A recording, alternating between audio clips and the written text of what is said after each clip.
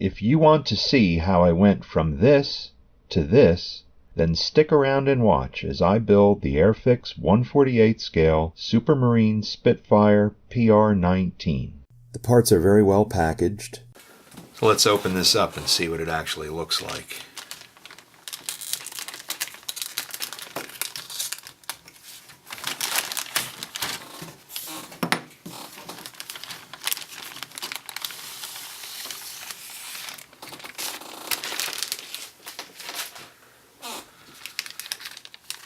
The clear parts were packed separately in a plastic bag so they don't get scratched. All the parts were intact on the trees. The surface detail is very fine, very nicely molded, very little flashes in evidence.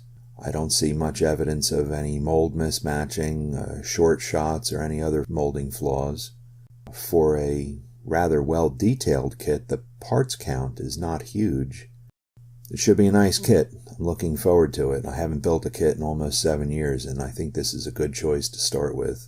The decals have good color saturation, though I think the Swedish national markings might be a little light. Full color painting and decal placement guides are provided.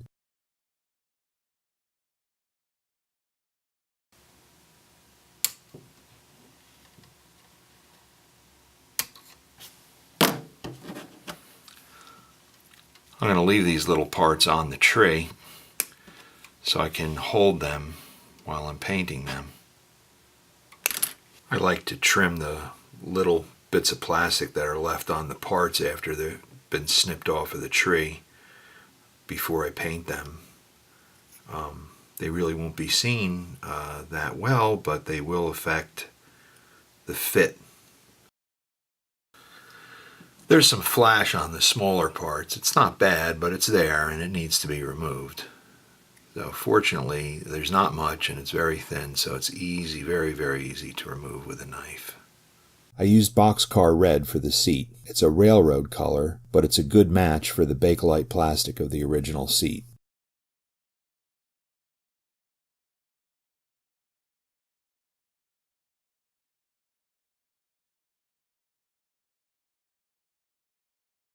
I airbrushed all the interior parts RAF interior green.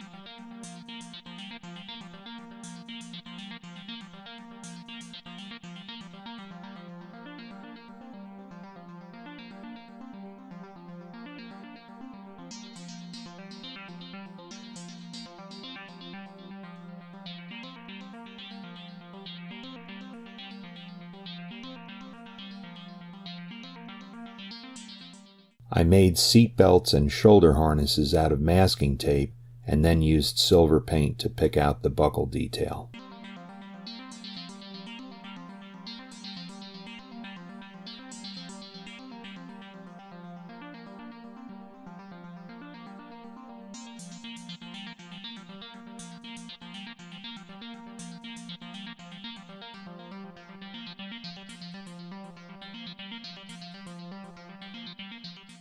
I scraped away the paint for good glue adhesion.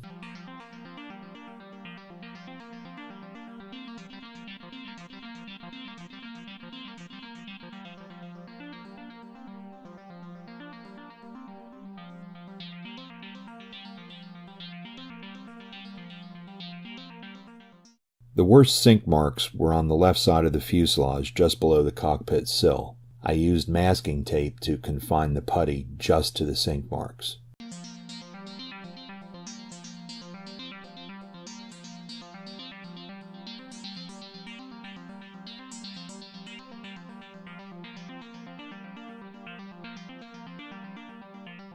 Then it was time to start assembling the airframe.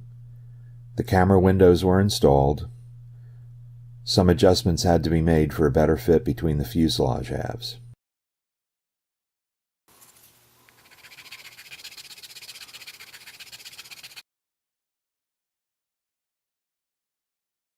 I used a combination of glue and solvent cement to assemble the airframe.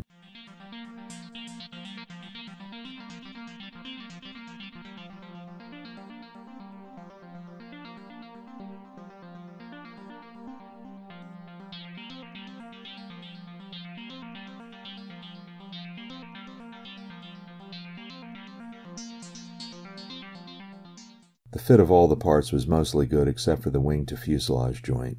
In my opinion, this was caused by Airfix's unnecessary decision to include dropped flaps as an option.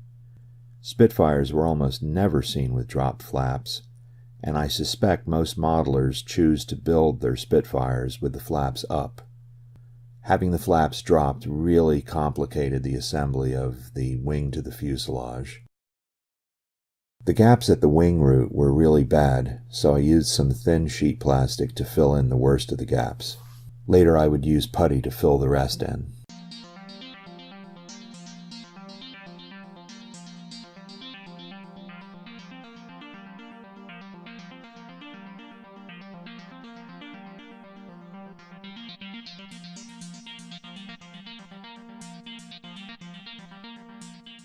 Then I did some preliminary seam sanding. The overall fit of the kit was pretty good. The model didn't need a lot of putty.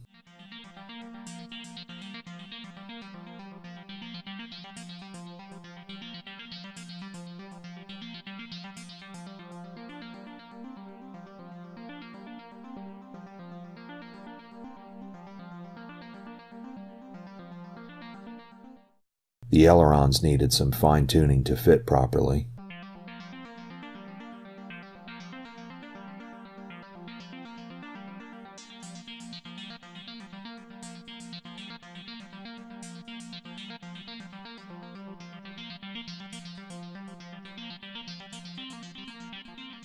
I also needed to improve the fit of the rudder. I used files to do that.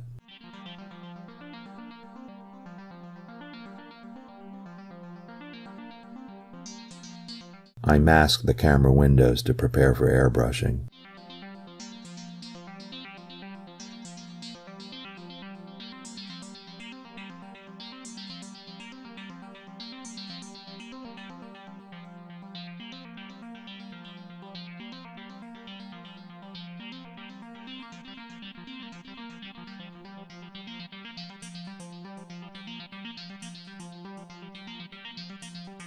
I drilled holes in the nose to make a painting mount.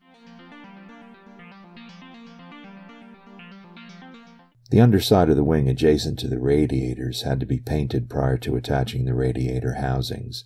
I used the RAF color PRU blue to do that. While the airbrush was loaded, I sprayed all the seams to highlight any imperfections in need of putty.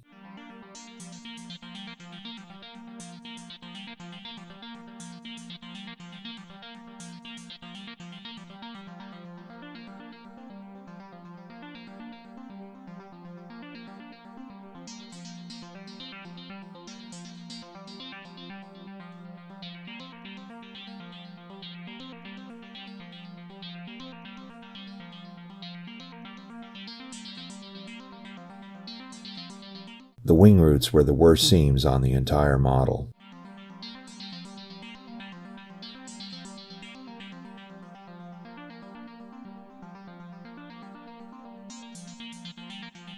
I used acetone to smooth the putty.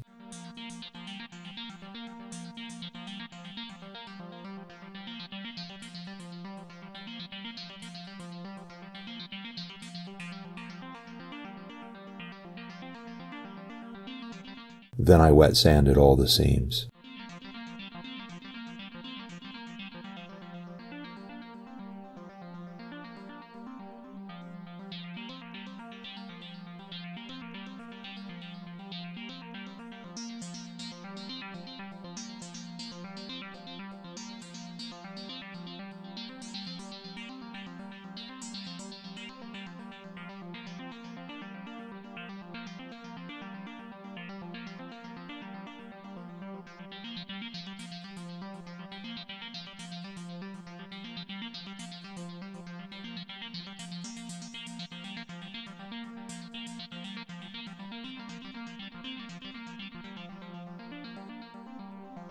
The radiator and other parts needed to be assembled to get the airframe ready for its paint job.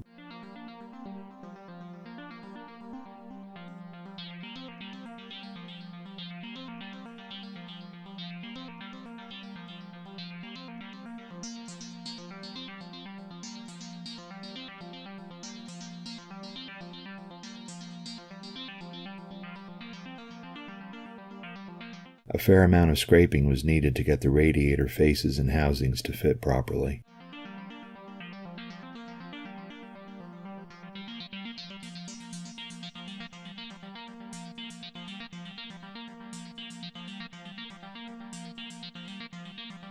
I used a saw to remove the clear parts.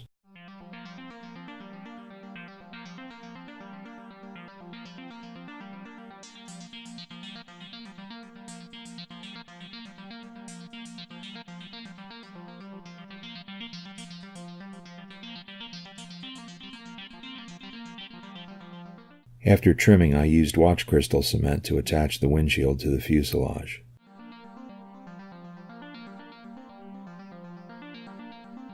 I used liquid solvent cement to attach the canopy parts.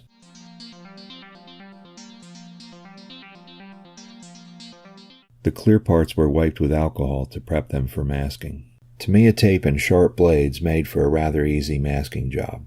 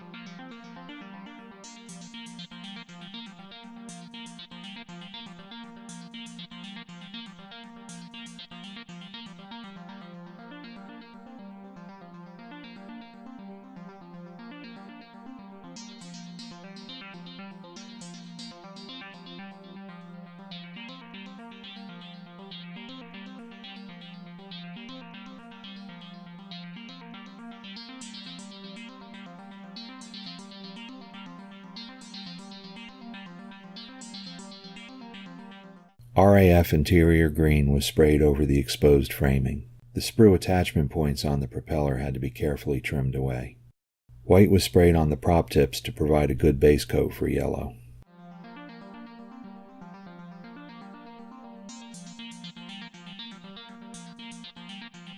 Then the tips were masked off.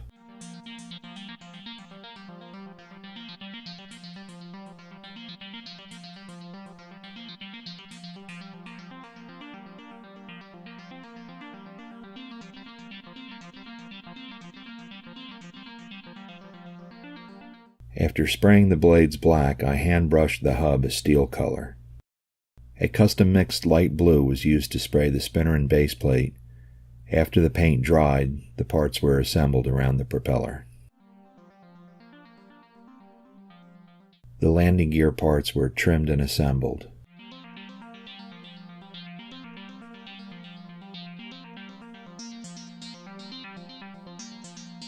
While the airbrush was loaded with black to paint the propeller, I used it to go over the seams. They all looked good, so it was time to start painting the airframe. I started off by masking the black walkways on the wings.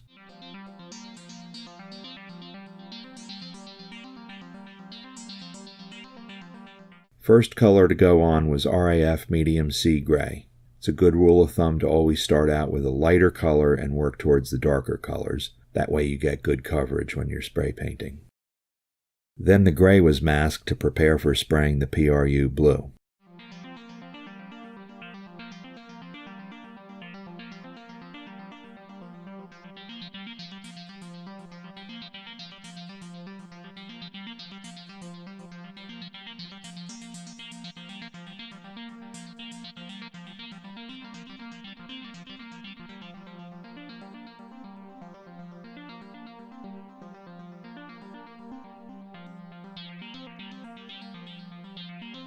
After the color coats, the masking was stripped and a clear gloss coat was applied. This provides a smooth base for the decals.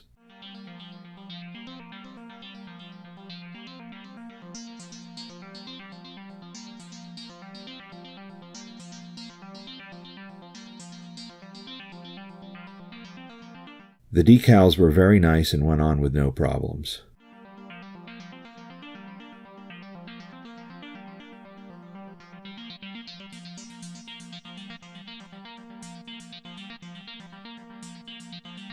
Microset was used to help set the decals in place. Then Microsole was used to help the decals conform to any surface detail.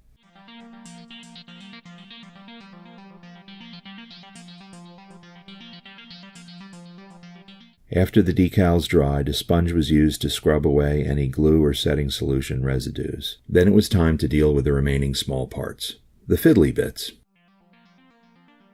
The exhaust pipes were drilled out for a better appearance.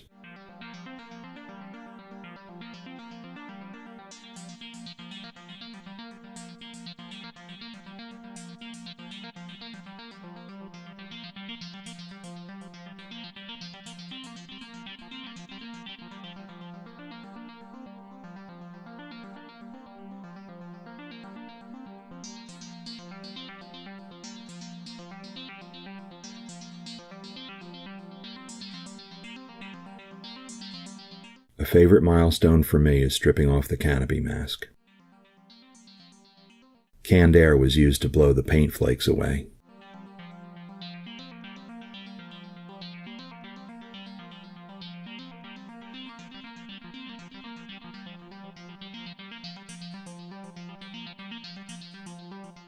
Attaching the main landing gear was probably the worst part of the entire build. They just didn't want to fit.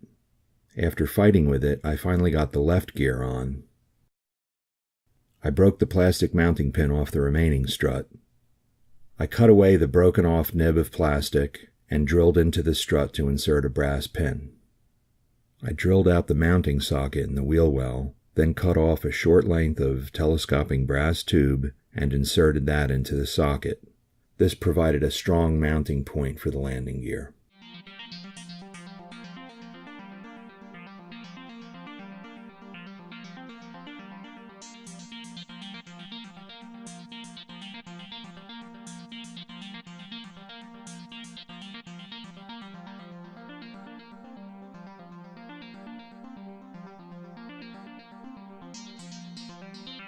I used a ruler to align the flats on the tires.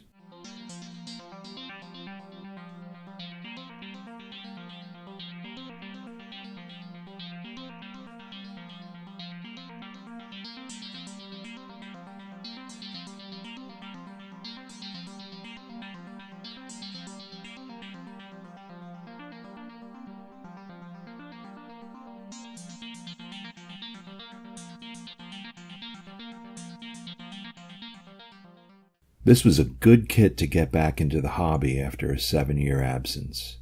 It really was a relatively simple and trouble-free build. I would recommend the kit to just about anybody except for an absolute beginner. If you have a few kits under your belt, you really won't have any problems with the Spitfire.